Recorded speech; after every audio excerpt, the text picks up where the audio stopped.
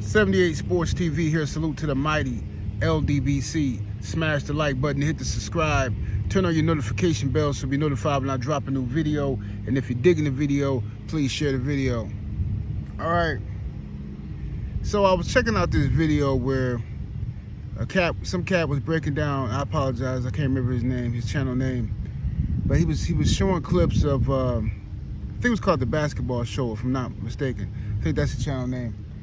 But he was showing clips of Carmelo Anthony and DeMar DeRozan and Chauncey Billups having different conversations about the state of the new NBA. All right, and I couldn't agree more. Chauncey Billups said that they were talking about how the game has changed, right, and how these players are different now. All they care about really is social media and their brands. They don't care if the team sucked, the team losing. They care about their own personal accolades and achievements. So Chauncey Billups told a story about how he walked into the locker room one time and it was a young player in there. He said it was down by like 18 at halftime, right? And he said that the young player, while they down by 18, was on social media posting his highlights from the first half on his Instagram story. So Chauncey said he yoked him up, you know what I'm saying, and told him about himself. And DeMar DeRozan said something similar. He said that Deuce is in the locker room exfoliating.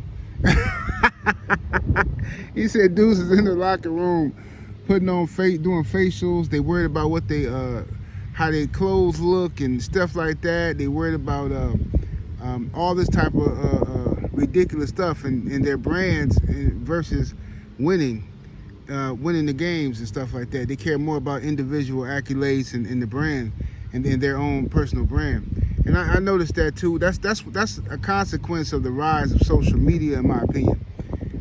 Like I've been saying, social media is like one of the worst things that happened to us, man, to our society, especially as it relates to black folks. But whatever. Our society, social media has hurt us because everybody has a voice now. People who will get slapped for even opening their mouth and back in school, or like, you know, they walk into a room, nobody pays attention to them. They nobodies, you know what I'm saying? They don't have a presence in real life.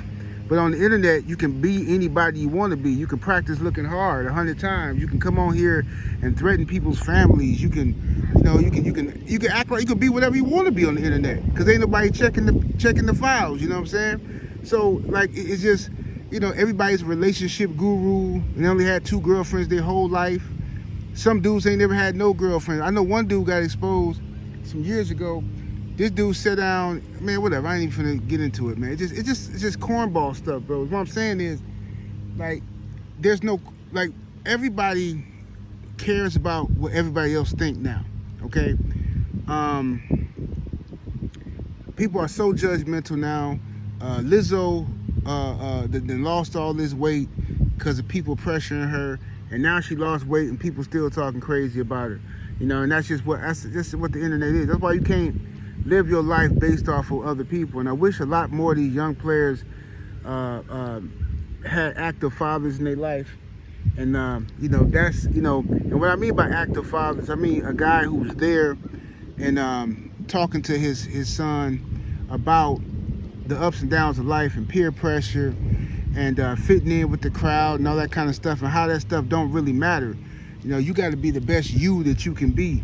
You know, but like I said, you know, another thing that DeMar DeRozan brought up was that these young players don't have no respect for the history of the game. Like he said, it'd be irritating him. He said he just walk away from them when they don't know who like Chris Webber or Patrick Ewing is. Bro, I'm sorry, man. I don't know how you can be a part of, but that's a testament to the lack of education and the lack of vets and OGs in the NBA. And the passing down of knowledge. How do you be a part of something when you don't know who the legends are of that said thing or whatever it is? You know what I'm saying? It's the same thing I said when I was locked up, right? When I was locked up back in the day, I see all these dudes up in there, little youngsters, right? They in there for homies, right? They didn't put somebody in the dirt, you know what I'm saying? and they know their life is over with, right? They, you know what I'm saying? They didn't confessed or got caught, whatever, right? But they repping GD, right? They supposed to be gangster disciples and all this stuff, right?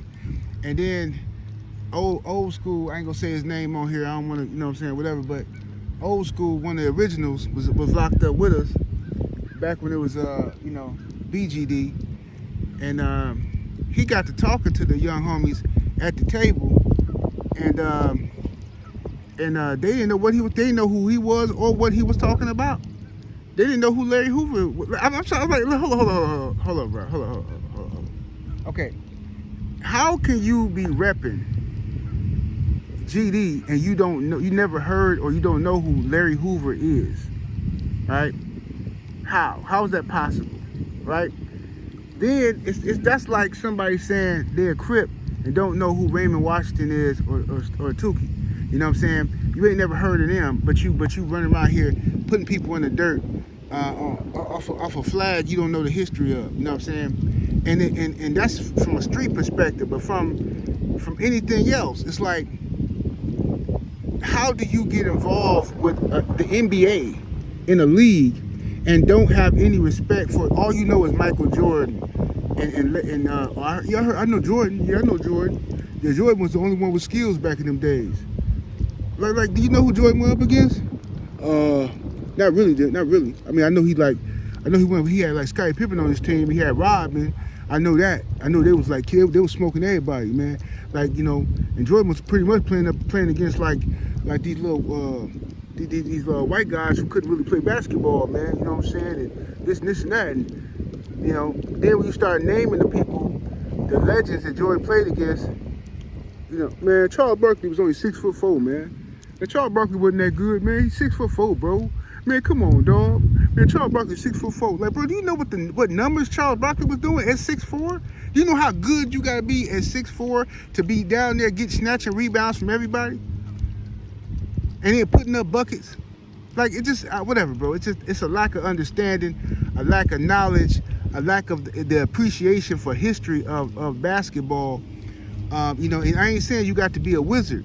You know what I'm saying? Like, you got to be a historian or nothing like that, but you got to have some type of respect for what it is that you do. You know what I mean? You got to have respect for what it is you do.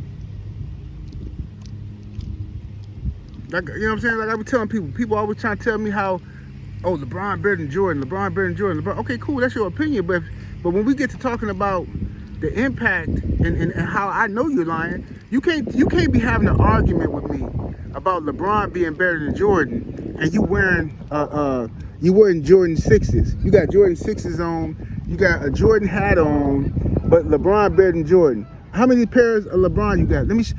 Have you ever seen anybody in the history of the world show their LeBron collection? I mean, I know it happened somewhere, I just ain't never seen it. I ain't never seen nobody bragging like, hey man, yeah, this is my YouTube video. I just want to show y'all my collection of LeBrons. You know, I've been collecting LeBron since the LeBron 1. I don't even know if that's what they call it, whatever. But yeah, I've been, you know, I've been collecting LeBrons, man. I got every color LeBron, I just never seen it. I know it exists. I'm not saying it don't exist. I'm just saying ain't nobody ever shared it with me. I ain't never searched for it. You know what I'm saying? But Jordan ain't played basketball since 1845. Before slavery ended, and this man still, his shoes, the next generation still rocking his shoes, but trying to tell me somebody else better than him. Michael Jordan made such an impact on the game that people who don't even think he the best or don't even like him necessarily can't stop rocking his gear. All except hating Floyd Mayweather. You know, hating Floyd, talking about some. Yeah, I don't wear Jordans. Jordans are too cheap for me. I don't wear that. Everybody in the hood wear Jordans. I don't wear that, you know. I wear Gucci.